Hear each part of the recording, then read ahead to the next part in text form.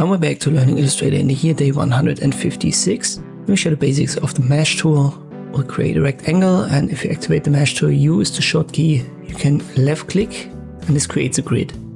And you can drag these center points around, and also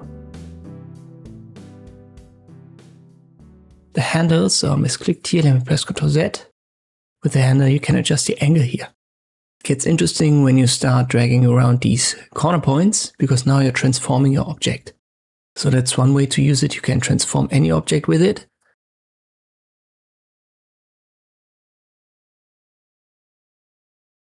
Let me actually create a star tool here. It's a little bit more complex. I give it a different color. We can also find the swatches right here. We need them. So if you can't see them, go to Window and click on Swatches. This opens the menu.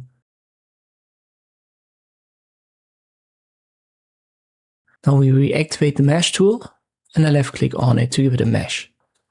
And now I don't left click drag. Instead, I left click on these anchor points and now I give it a different swatch.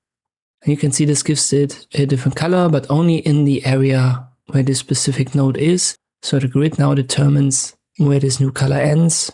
And that's one way to give random gradients to your objects. Even here you can see for a complex shape.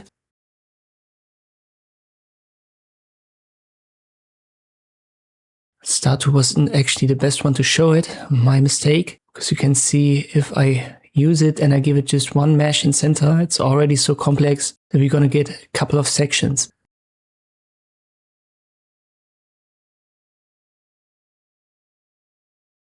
So let me get back to an easier shape, maybe an ellipse. I left click and here you can see the grid again. So it's an easier grid and we can give that different colors.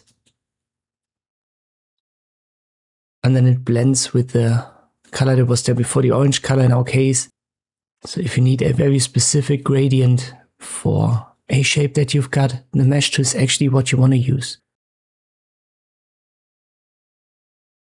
And these are two ways to use the mesh tool: for transformation, and here for changing, and here for adding gradients to objects. I hope this video was helpful. Thank you for watching, and I'll see you next time.